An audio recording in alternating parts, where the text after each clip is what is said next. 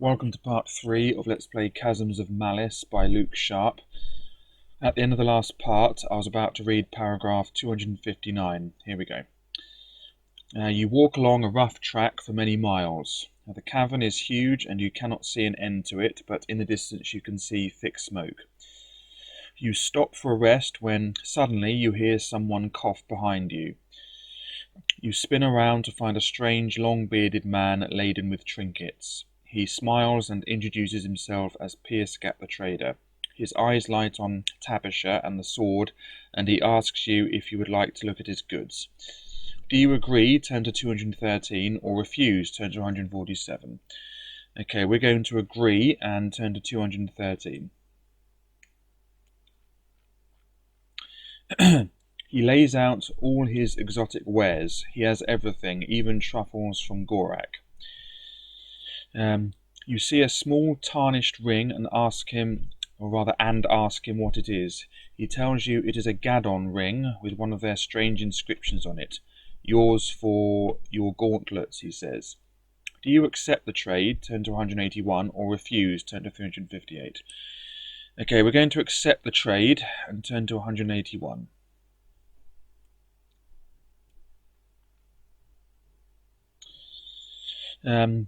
You hand over the gauntlets and he eagerly gives you the ring. He then packs up and trundles off, singing a familiar ballad.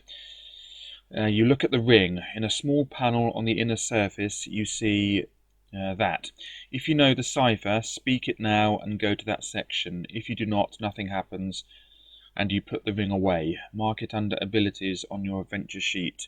Turn to 369. Okay, well, I've lost my gauntlets. I wasn't totally aware that I had any, but okay, I'll just put information lost gauntlets. So, or rather, traded my gauntlets away. Okay, so if we turn to paragraph 399, let's just make a note of 181. So let me know where to come back. So 181. So let's turn to 399 and see if we can decipher this cipher. So 3 circles on the top and 2 on the bottom on the 2 on the in the middle on the right. So 399. Okay, so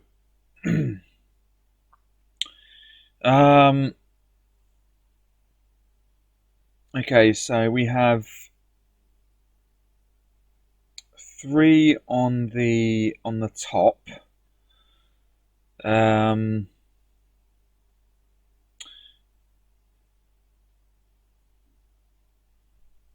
Yeah, so that's 4 plus 2 plus 1. Yeah, that's 4 plus 2 plus 1. We also have 2 on the right in the middle, so that's 16 plus 8. So we have 4 plus 2 plus 1 plus 16 plus 8. That is paragraph 31. So 4 plus 2 plus 1 gives me 7, plus 16 is 23, plus the 8 is 31. So we're turning to paragraph 31. Okay, so let's turn to 31 now. Okay, because we have this ring. And let's see what this ring can do. You have uttered the correct cipher. At first nothing happens, but then you hear an aged voice that tells you of the ring. It was fashioned to make sense warriors invisible in any one combat. Use it wisely. The voice fades. Add 2 luck points and mark the ring under abilities on your adventure sheet. You may fight any one foe without any loss of stamina. Turn to 369. Okay, so let's mark. Yeah, we don't need the luck points. So we have. Yeah, so we have a ring of invisibility. So ring of invisibility. So that allows us effectively automatically to win one combat without losing any stamina. So automatically win 1 combat without loss of stamina. Okay, new line, there we go. Okay, so that's that. Now turn to paragraph 369. Okay, we didn't know, or rather, we didn't need to go back to paragraph 181 or whatever it was. What was it? I'll just turn to 369 first, just in case I forget. Yeah, so what paragraph was that? That was 181, yeah. Okay, so here we are. You set off along the rocky track. Soon the ground gets soft and then becomes marshy. You have difficulty walking on the path. Strange, eerie noises come from the marsh, which occasionally bubbles, releasing a pungent odour. The path divides. Do you go to the left, turn to 271, or do you choose the path on the right, turn to 318? Okay, we're going to go to the left and turn to 271. Now the marsh gets deeper. You have to wade up to your knees. Just then you hear flapping sounds and see two shapes moving towards you. Now, do you move off the path to hide behind a large rock, turn to 115, or stay where you are, turn to 137? Okay, we're going to stay where we are and turn to 137. Let's go there now. Here we are. You fear leaving the path and so stand still, sword at the ready. I don't know why sword is capitalized.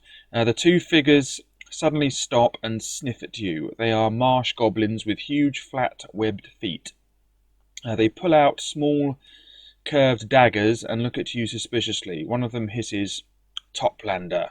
The other shouts, "What are you doing here? You should be with the others. Give me that sword." Do you hand it over, turn to 26, or attack, turn to 183? Okay, we're going to hand over our sword and turn to 26.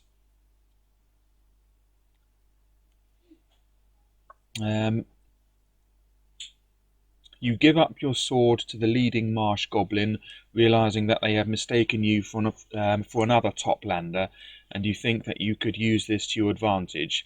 Then the first marsh goblin pulls out a metal collar and asks if you would like to wear it. You will be more comfortable while we get you back. Do you agree to wear the collar? Turn to 389, or refuse? Turn to 295. Okay, we're going to refuse to wear a metal collar and turn to 300. We're going to turn to 295. Okay, so 295.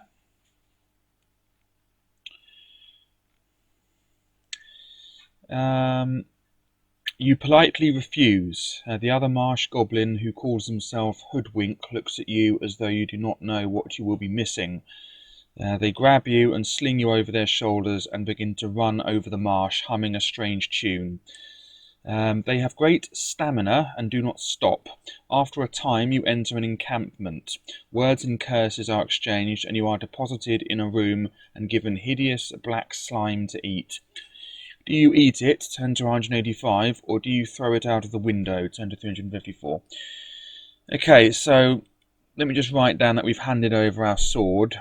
So I'll just say handed over to marsh goblins. So that's that. And we are going to, refuse to eat it and throw it out. Well, not refuse to eat it, but just throw it out of the window and turn to 354.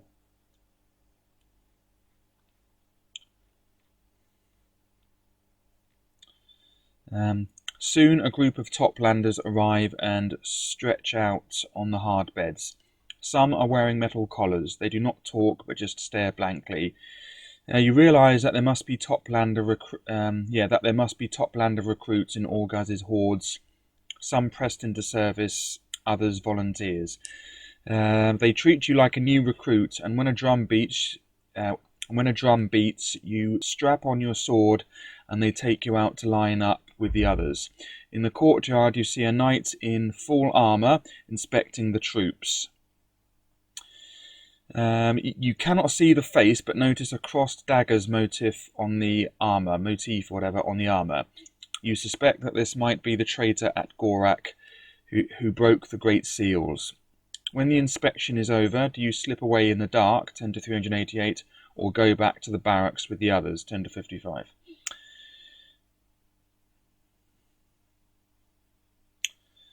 Okay,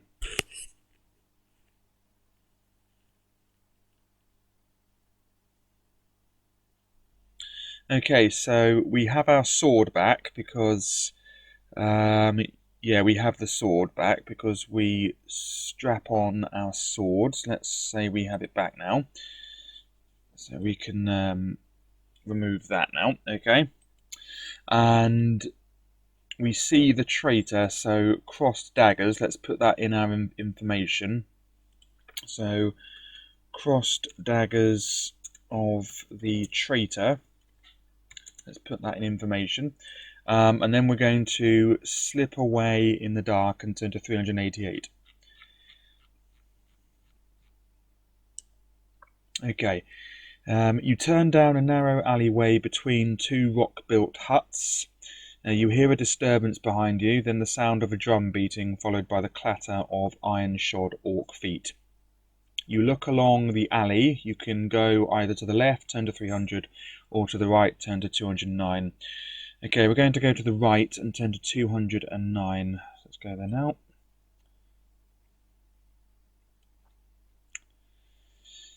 You rush along the path, past an entrance to a hut. Someone is about to step out, so you stop and hide behind a pillar. You hear a voice. If it's who I think it is, I've been spotted. I want the intruder killed at once. There is a hiss in reply. Then we will catch the blood airs. Do not worry. Toplanders like you have a very distinct smell. Then you hear sniffing. Do you stay where you are, turn to 127, or choose to run past the hut entrance, turn to 269? Okay, we're going to choose to run past the hut entrance and turn to 269. Here we are, that's quick. You run away fast, but turn around to see a familiar black cloak. The Kadam screams hideously. You run along the alleyways, up some steps, and leap over the camp wall. Throw 2 dice. If you throw double 1, you break an ankle on landing and are soon caught and killed. So that's 1 out of 36 possibility of dying. If not, you make off in the dark with the sound of riders in pursuit. You see shadowy figures swarming round the area where you landed. They pick up your trail and give chase. Ahead of you is a tall volcano, and you notice steps heading up to the top. Do you go up, turn to 56, or skirt around the base of the volcano, turn to 116? Okay, so we need to roll 2 dice and not get double 1, which would be a 2. So we did not, and therefore we're carrying on. Anyway, now we are going to go up and turn to 56. So turn to 56, off we go. Here we are. You rush up the steps and look up to see lava dribbling down from the lip of the volcano. As you climb, a large vampire bat occasionally swoops down and attacks you. Throw 2 dice. If you throw any double, you have been bitten. Reduce your stamina by the value of 1 die.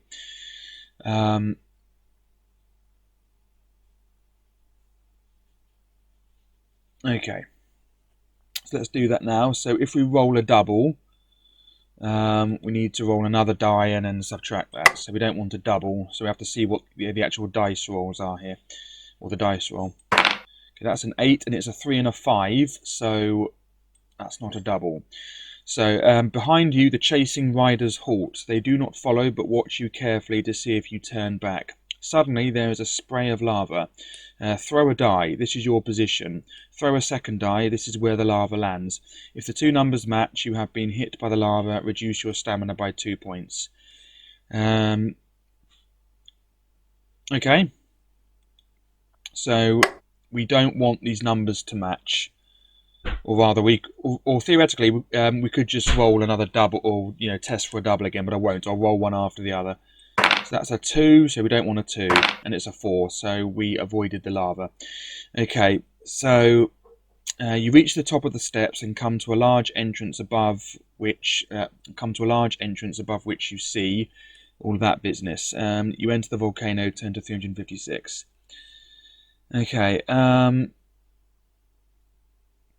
Okay, so we see square, 3 squares, square, and then all squares, and then I'll just make a note of the paragraph so I don't have to remember this. So it's paragraph 56, so I don't have to do that again. Anyway, you enter the volcano, turn to 356. So 356. The entrance is steep. It is very hot, and the chamber is illuminated by a light red glow. You look back to see the bats flocking but not coming in. Ahead you see two large holes. Do you go through the one on the left, turn to 171, or the one on the right, turn to 218? Okay, we're going to go through the one on the right. So turn to 218. You are in another chamber. There is a hideous smell of rotting flesh. Ahead are two more holes. Will you go in the hole on the left, turn to 343, or the one on the right, turn to 71? Okay, we're going to go on the we're going to go through the one on the right. So we're going to turn to 71. Here we are. You are in another chamber. The volcano rumbles and the ground shakes. Ahead are two other holes. Do you wish to go left, turn to 177, or right, turn to 327? Okay, we're going to go right again and turn to 327.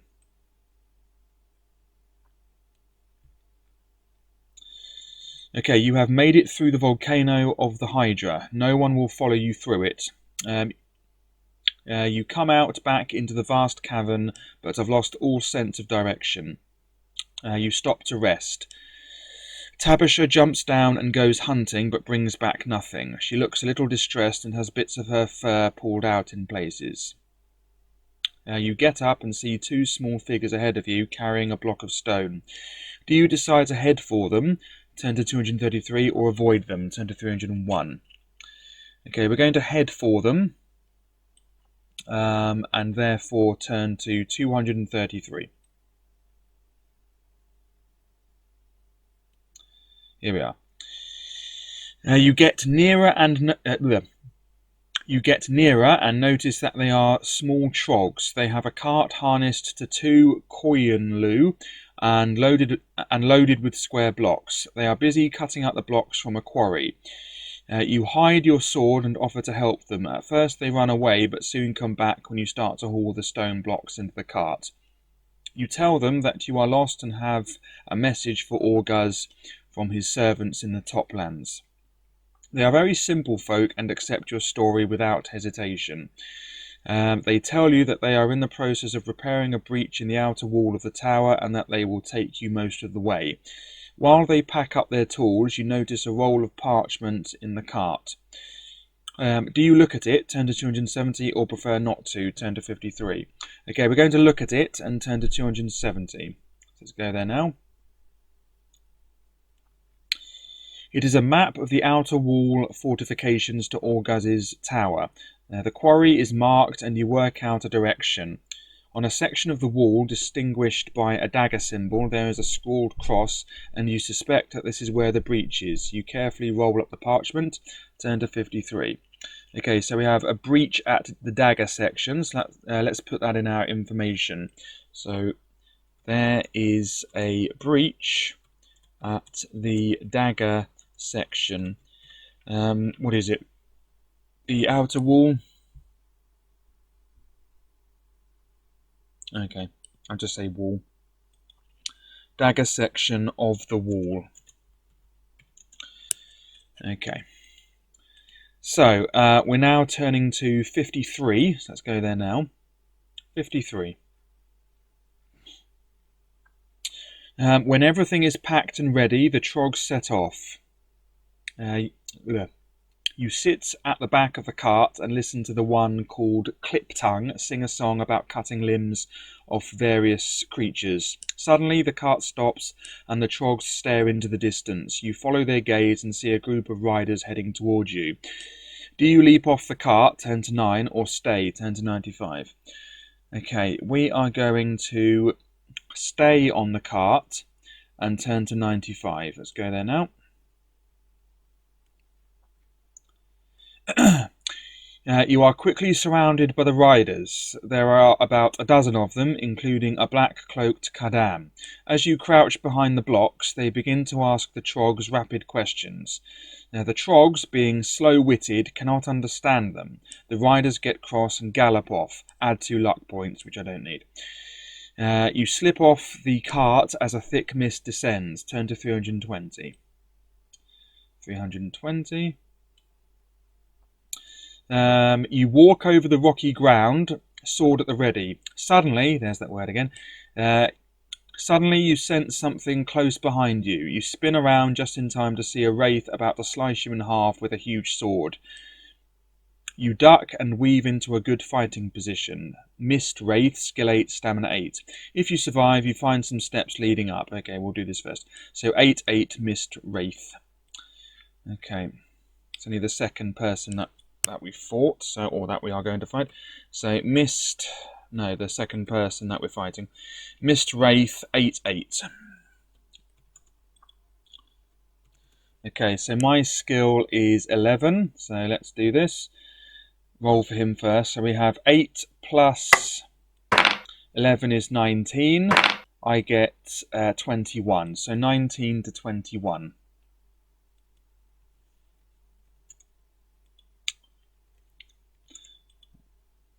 Down to 6. Okay, next. 8 plus 7 is 15. I get 17. So 15 to 17. Puts them down to 4.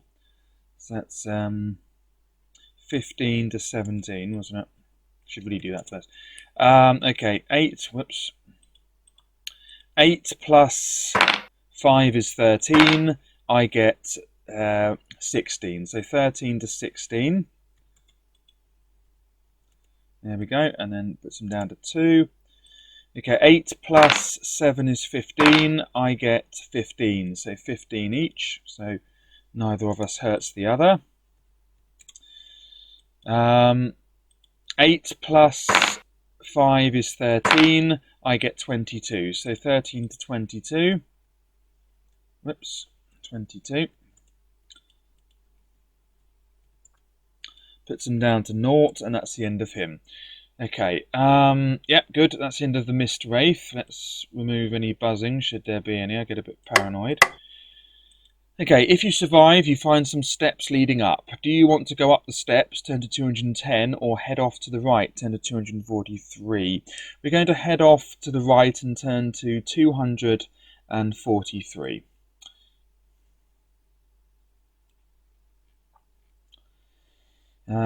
In the thick mist, you hear a troop of orcs on Koyunlu ride past, led by a snarling, sniffing Kadam.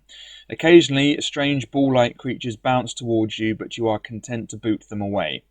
Eventually, you come to a high wall. You can just see watchtowers placed about 200 paces apart.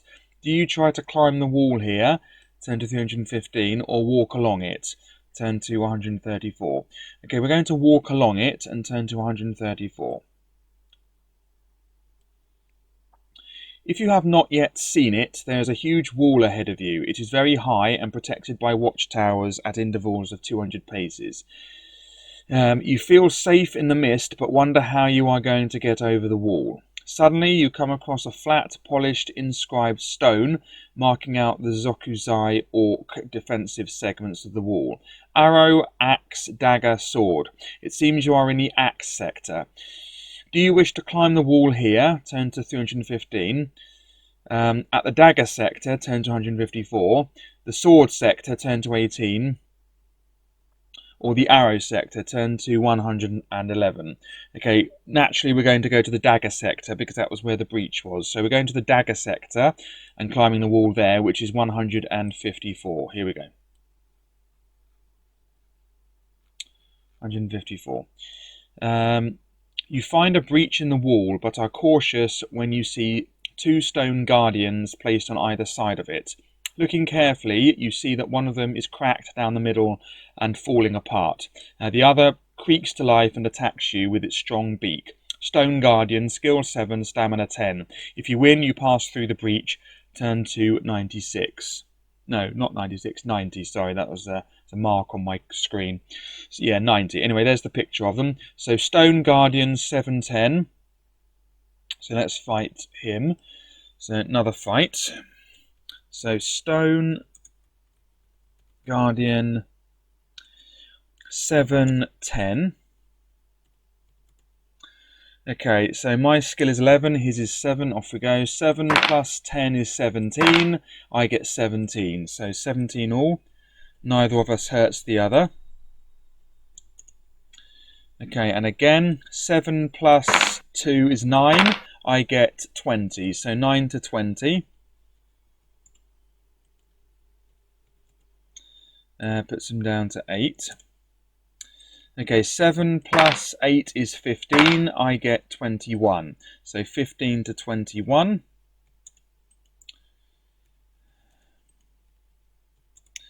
Okay, 7 plus 9 is 16, I get 18. So 16 to 18.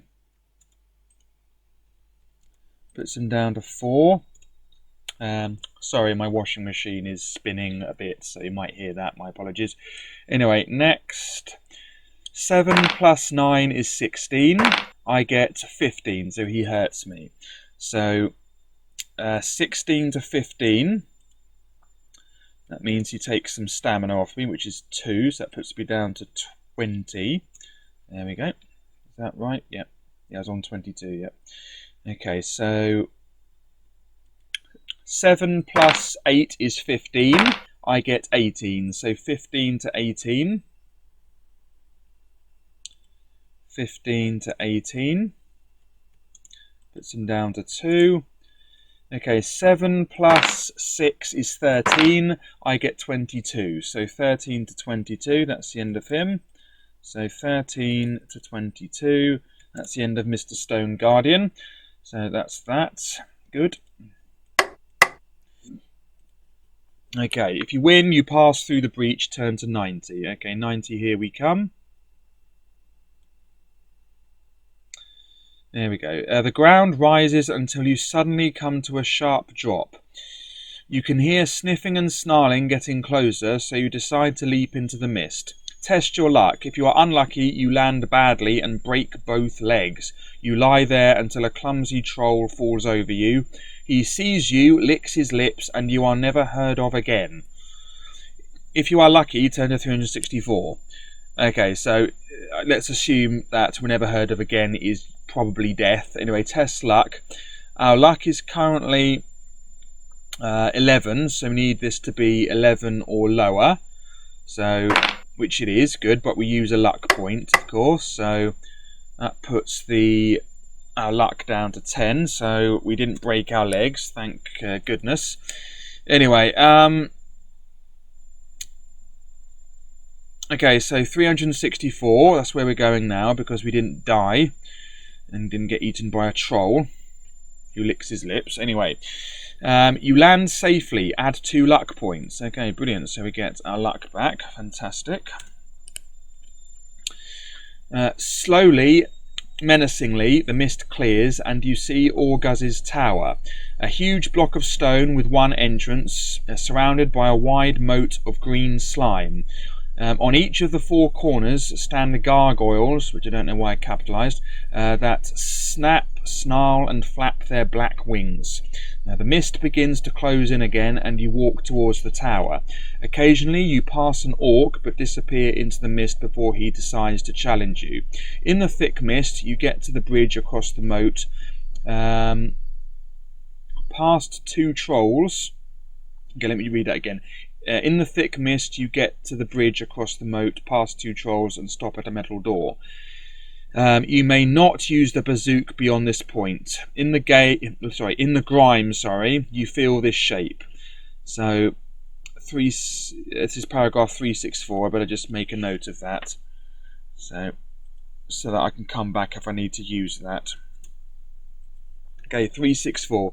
If you know the secret ciphers, go to that number. If not, you look up to see a small, grubby chute. You must climb up to the hole, holding on to the cracks between the stone blocks. Throw a die 12 times. To succeed, you'll need 8 throws of 1 to 4. If you fail, you fall into the deadly slime. If you succeed, you climb through the chute and into a smelly room, turn to 224. Okay, presumably that's the business there. That's the picture for us. Anyway, but we do know the ciphers. So 399. Okay, top, middle, bottom, left.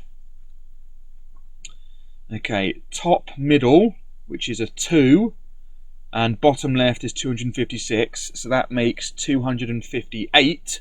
So therefore, we're turning to paragraph 258 because we do know the ciphers, obviously. Okay, the door opens easily. You walk into a well-lit room. There are several torches. On each wall. Suddenly, there's that word again, they flare up and you hear a booming, rasping voice. So you are here, blood heir. You have come for the shield. You are very welcome, but first you must find me. The torches go out and you are left in complete darkness. Something crawls across the back of your neck. The sword does not shine and feels very heavy. You remember from when you walked in that... you remember from when you walked in that there are two... no, sorry, I'm being stupid, I know. You remember from when you walked in that there are 2 exits. There we go. Do you go through the door leading north, turn to 51, or the door west, turn to 170? On the west door, you feel the following pattern. Okay, all blocks. Okay, okay, so we're going to go through the door leading north, turn to 51. So 51, here we come.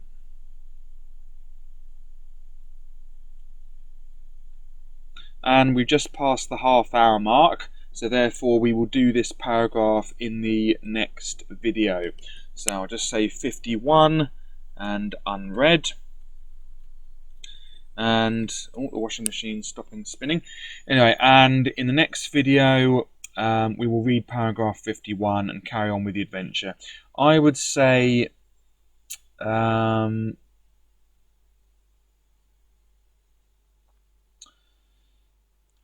we're roughly about halfway through the adventure now. Yeah, roughly, maybe a little bit more, I don't know.